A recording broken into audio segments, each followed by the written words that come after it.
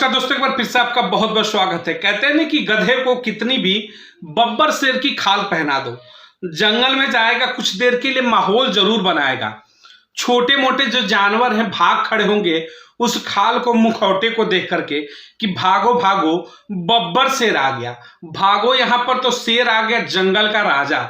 लेकिन जैसे ही गधा मुंह खोलेगा उसके मुंह से वही गधे की सुरीली आवाज, यानी कि जो सुनना पसंद ना हो, ढेंचो ढेंचो की जब आवाज आएगी तो पूरा जंगल समझ जाएगा कि ये तो गधा है, इसने तो केवल खाल पहन रखी है बब्बर शेर वाली। तो मौजूदा दौर की राजनीति के अंदर भी देश में ऐसे ही कुछ नमूने हैं जो समय समय पर बब्बर शेर वाली खाल पहन लेते हैं, अंबेडकरवादी होने का चोला ओढ़ लेते हैं, नकली अंबेडकरवादी बनकर के बीच में आ जाते हैं। लेकिन जो इनकी हरकतें हैं, जो इनका इतिहास है, वो पूरा का पूरा सामने आ जाता है और इतिहास खोल करके बता देता है कि संभल के रहना, ये नकली है, ये मुखौटा लगाने वाले हैं, ये खाल ओढ़ करके घूमने वाले नकली बब्बर शेर यानी कि नकली अंबेडकरवादी हैं। तो चलिए खबरों को विस्तार से शुरू करते हैं। स्क्रीन पर तस्वीरें आ रही होंगी, जरा ध्यान से देखिएगा।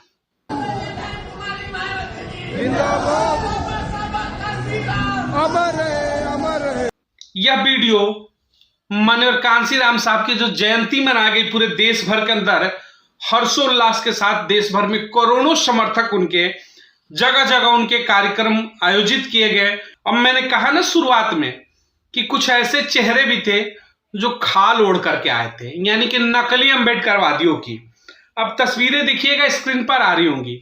महाशय को पहचान रहे होंगे, पूर्व के मुख्यमंत्री रह चुके उत्तर प्रदेश के लल्ला, समाजवादी पार्टी के राष्ट्रीय अध्यक्ष अखिलेश यादव। इनके भी ट्विटर हैंडल से देखिएगा, सामाजिक न्याय बराबरी की बात करके लिखते हुए माननीय कांशीराम साहब को इन्होंने याद किया। चलिए, अच्छी बात है कि माननीय कांशीराम साहब को आपने याद किया, उनको श्रद्धा सुमन दिया। लेकिन क्या वाकई में आपके दिल के अंदर माननीय कांशीराम साहब को लेकर के सम्मान है? मैं बताता हूं ये कितनी मोहब्बत करते थे माननीय कांशीराम साहब से।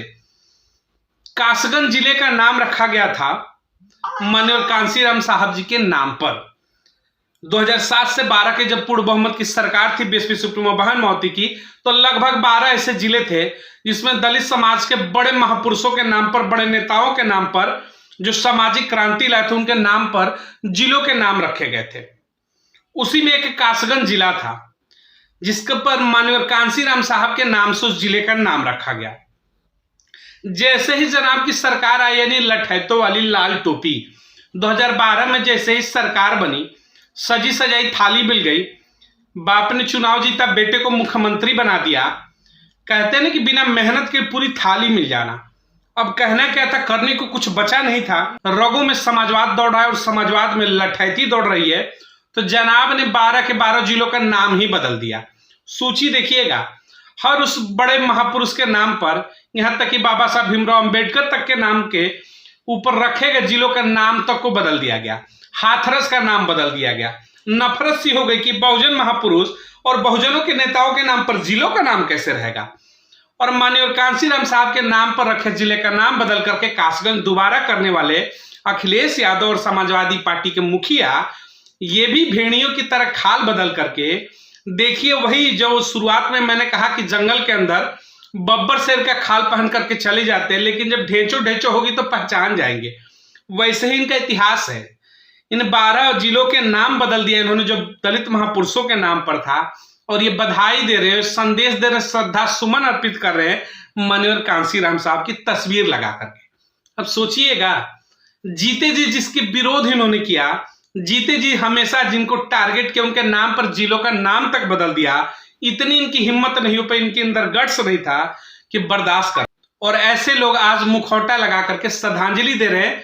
उसके पीछे सिर्फ और सिर्फ रीजन है सत्ता का खेल, यानी वो जो सुनहरा मखमली कुर्सी चाहिए सत्ता का, जिस पर सत्ता की मलाई काट सके, खानदान ऐशो आराम की जिंदगी जी सके, बच्चे और अपना जन्मदिन जो है लग्जरी मनाया जाए, जिसमें करोड़ों खर्चों सफाई का महोत्सव हो, या फिर मुजफ्फरनगर का कांड हो। इसके लिए इनकी आत्माएं तड़प रही हैं, बेचैन हो चुके हैं सत्ता के लिए।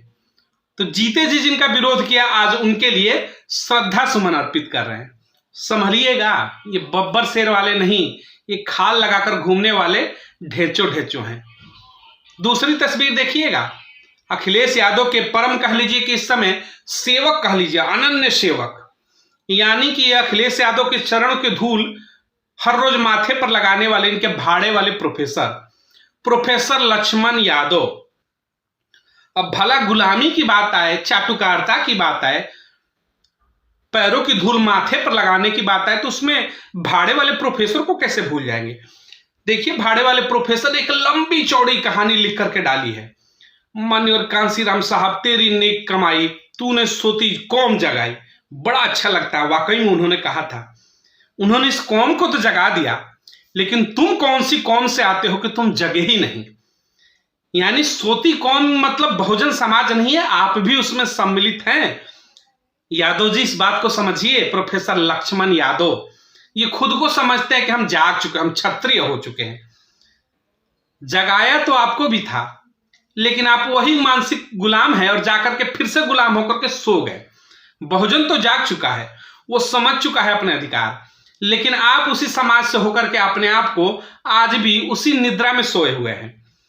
दिन रात बीएसपी सुप्रीमो बहन मावती की कमियां निकालने वाले और मंचों पर जाकर के अंबेडकरवाद और समाजवाद की दिन रात गाथा गाने वाले भाड़े वाले प्रोफेसर लक्ष्मण यादव जिस माननीय और कांसीराम साहब को लेकर के श्रद्धा सुमन अर्पित कर रहे हैं, वही माननीय और कांसीराम साहब ने बीएसपी सुप्रीमो बहन मावती को दूरदृष्टिता को देखते हुए, उनके व्यक्तित्व को देखते हुए बसपा का सर्वे सर्वा बना दिया और कहा कि अनेक दल बनेंगे, बहुजन समाज के बहुत लोग वोट मांगेंगे, लेकिन जिस झंडे में हाथी का निशान होगा और नीला झंडा होगा वही असली बसपा होगी।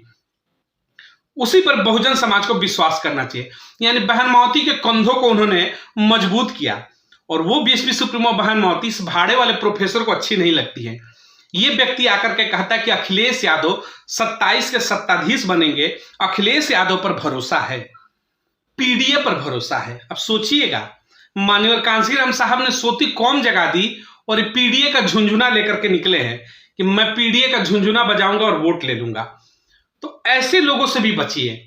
ऐसे लोग भी जो लगातार बसपा और मिशन का विरोध करते हैं, जिसको माननीय कांसीराम साहब ने शुरू किया और बहन मावती लेकर के उस कारवा को आगे बढ़ रही है, विशाल बना रही है, 4 बार सत्ता में आई, लेकिन उनका ये विरोध करेंगे। वहां पर इनको अखिलेश यादव चाहिए। लेकिन जब इस समाज को गुमराह करना है, मूर्ख बना करके वोट बैंक को हासिल करना है, तो उनकी यादों में लंबी लंबी चौड़ी चौड़ी लेख लिखेंगे। अब आते हैं, और जब बात हो जाएगी बसपा विरोधियों की और उसमें एक चेहरा ना आए तो मानो कि सब कुछ बेकार है।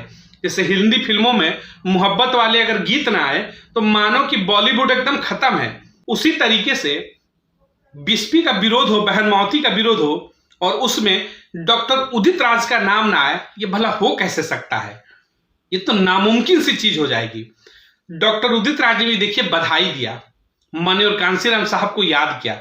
ये वही कांग्रेस थी जिस कांग्रेस के खिलाफ लगातार भारतीय जनता पार्टी के खिलाफ, तमाम अन्य राजनीतिक दलों के खिलाफ माननीय कांसीराम साहब ने मुहिम लड़ा और एक राजनीतिक दल खड़ा किया। बसपा एक मुहिम दिया देश को कि वो चेहरे हैं जिन्होंने जीते जी सिर्फ और सिर्फ बहुजन समाज के मिशन को कुचलने का काम किया। माननीय कांसीराम साहब के राजनीति और उनके मिशन को कुचलने का पूरा प्रयास कांग्रेस और तमाम राजनीतिक दलों ने किया।